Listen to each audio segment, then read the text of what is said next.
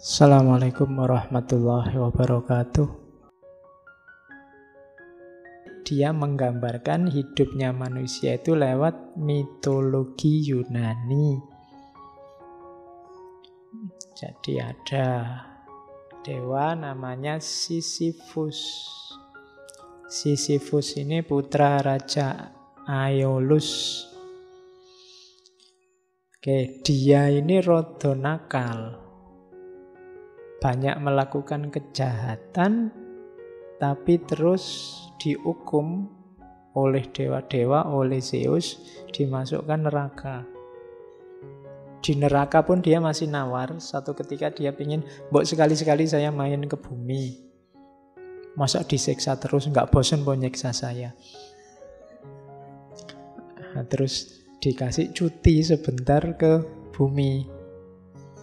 Cuma begitu ngalami indahnya bumi lagi, dia nggak mau kembali. Oh, lebih enak di bumi daripada disiksa di neraka, ya mesti wae. Dia tidak mau kembali. Wah, dewa-dewanya semakin marah, akhirnya dikasih hukuman yang paling menyakitkan. Hukumannya itu mendorong batu ke atas. Batu ini kalau sampai atas akan jatuh ke bawah lagi.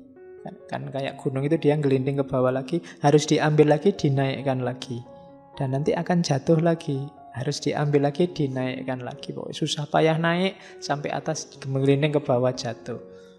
Dan hukumannya itu sampai akhir zaman dia harus gitu terus. Pokoknya tidak ada akhirnya gitu terus. Nah, ini yang oleh kamu disebut absurditas. Hidup kita itu kayak gitu. Sudah capek-capek mendorong ke atas, nanti gelinding ke bawah. Kita turun lagi, kita dorong lagi ke atas, gelinding lagi ke bawah. Muter di situ terus. Katanya siapa? Kita ini progres, wong bolak-balik. Problem zaman dulu sekarang lahir lagi dengan kemasan berbeda, isinya sama. Zaman dulu sudah debat tentang bentuk negara syariah ada di mana. Sekarang ya debat itu lagi. Zaman awal kemerdekaan, awal penjajahan juga sudah debat tentang itu, debat lagi. Jadi kita ini sering kayak Sisyphus, muter bolak-balik. Tadi pagi saya diskusi tentang Bung Hatta itu, ada yang bilang, wah pikirannya Bung Hatta itu hebat ya, sampai hari ini masih relevan. Jangan-jangan bukan pikirannya yang masih relevan, kita aja yang naik kelas sejak dulu. Jadi nasihat dari puluhan tahun yang lalu masih bisa kita pakai. Jangan-jangan kita sejak dulu belum menyelesaikan masalah apa-apa. Problemnya ya tetap itu saja. Jadi dawuhnya para sesepuh masih relevan terus rasanya. Jadi kayak Sisyphus kita.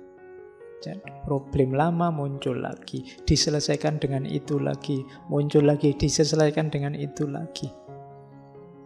Jadi ini hukuman yang paling absurd kan ini, menyakitkan, tidak ada akhirnya. Nanti akhirnya gimana, tidak tahu. Jadi pokoknya begitu aja terus. Nah, itu mitosnya dikenal sebagai mitos Sisyphus. Katanya kamu, itulah harga yang harus dibayar manusia demi gairahnya hidup di bumi. Cuma, ini terus solusi dari kamu. Kita mulai ya lihat solusinya. Sisyphus ini tidak stres meskipun dihukum semacam itu. Beda sama Prometheus. Prometheus itu dewa juga yang dihukum juga kayak Sisyphus. Cuma Prometheus ini diikat di atas gunung, terus nanti ada burung pemangsa datang merobek-robek perutnya, terus perutnya hancur, burungnya pergi, yang hancur utuh lagi. Nanti didatangi burung lagi, dimakan lagi, terus burungnya pergi, utuh lagi. Itu hukumannya Prometheus.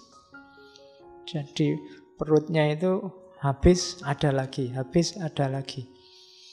Mungkin yang stres malah burungnya. Dia harus bolak-balik, sudah dimakan ada lagi, dimakan ada lagi. Cuma kabarnya kalau Prometheus ini dia stres. Dia pinginnya mbok aku mati saja daripada gini. Beda sama Sisyphus. Sisyphus ini meskipun dihukum seabsurd itu, dia menikmati. Di gambarannya kamu, dasarnya Sisyphus, dia masih bisa tersenyum. Bayangkan Sisyphus ini bahagia. Ayolah kalau cuma ngangkat batu, ayo. Jatuh, ya diangkat lagi. Jatuh lagi, ayo diangkat lagi. Gitu aja kok dibikin repot. Ya. Jadi itu solusinya dari kamu, nanti kuncinya di situ. Oke. Nah, makanya pertanyaan besarnya kamu tentang Sisyphus itu kalimatnya bagus. Should I kill myself or have a cup of coffee? Kalau aku sumpek kalau hidup ini absurd, terus apa aku harus bunuh diri atau ayo ngopi saja? Loh, kan sekarang kan kamu sering pakai ini, alah daripada sumpek ngopi aja yuk. Nah, kan gitu. Jadi iya sih, hidup ini absurd, hidup ini sumpek, hidup ini ruwet. Ngopi aja yuk, ngapain dibikin ruwet. Makanya pertanyaannya kamu, should I kill myself? Apa aku harus bunuh diri? Kan enggak toh? Meskipun hidup ini absurd, hidup ini rumit, hidup ini sumpek, nikmati saja. Kan bahasa lainnya itu. Jangan stres, jangan sumpek. Nah, jadi kalimat ini boleh kalian tulis besar-besar di kamarmu. Kamu kan sering sumpek. Ya, kalau kamu sumpek masuk kamar, aku harus bunuh diri apa ngopi saja. Nah, ya. Nanti mau ngopi, loh kok duitnya habis, bunuh diri saja. Ya.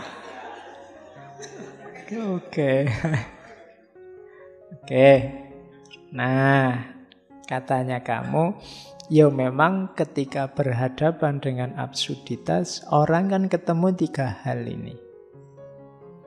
Ada orang yang putus asa, terus suicide, bunuh diri.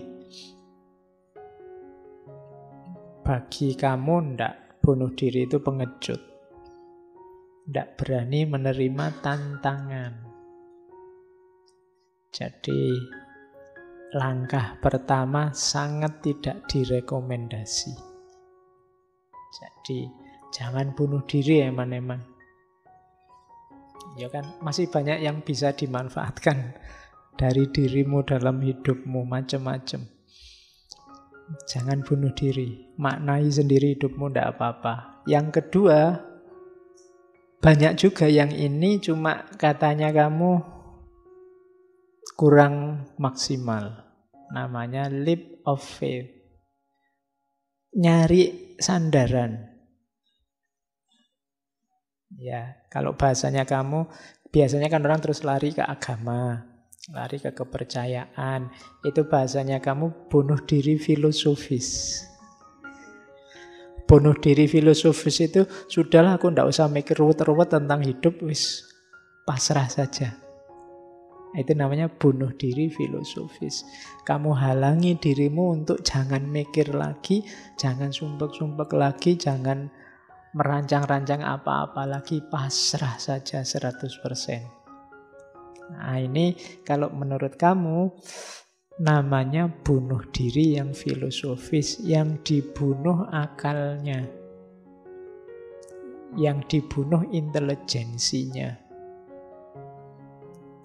Nah, itu juga tidak direkomendasi. Di jalan yang kedua, menolak kemampuan individu untuk mencari makna secara rasional. Ndaklah, jangan buat pelarian. Ya, nanti agama jadi pelarian, Tuhannya jadi kambing hitam.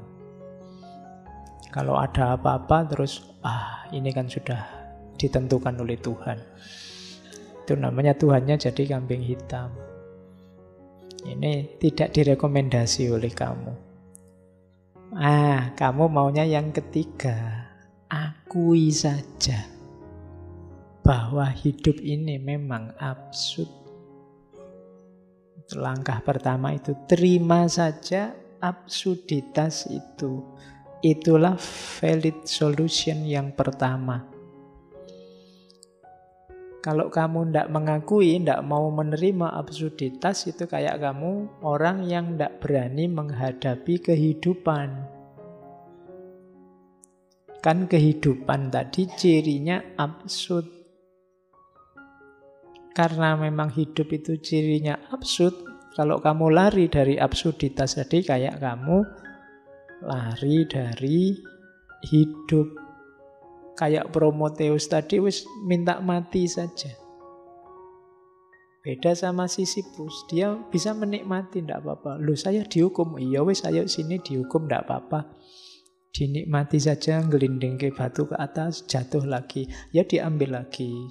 Yang penting kan tidak mati, dia hidup terus.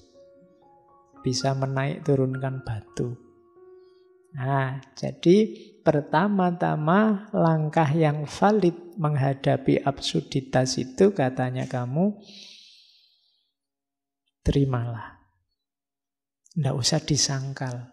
Tidak usah kamu nyari-nyari argumen untuk membantah bahwa hidup ini tertib, teratur, rapi, kita bisa menguasai dunia, mengontrol. Tidak bisa. Diterima saja bahwa hidup ini serba tak terduga, susah untuk dikendalikan, dan seterusnya. Diterima saja itu dulu. Oke, jadi hadapi absurditas itu, jangan lari. Lah terus gimana Pak? Hidup kita asal? Enggak. Setelah kamu terima bahwa hidup ini absurd, dan kamu tidak nyari sandaran-sandaran untuk melarikan diri, maknai saja hidupmu versimu seperti yang kamu inginkan. Tanpa harus berpretensi bahwa ini loh makna terbaik, makna ultimate, makna puncak. Maknai saja hidup.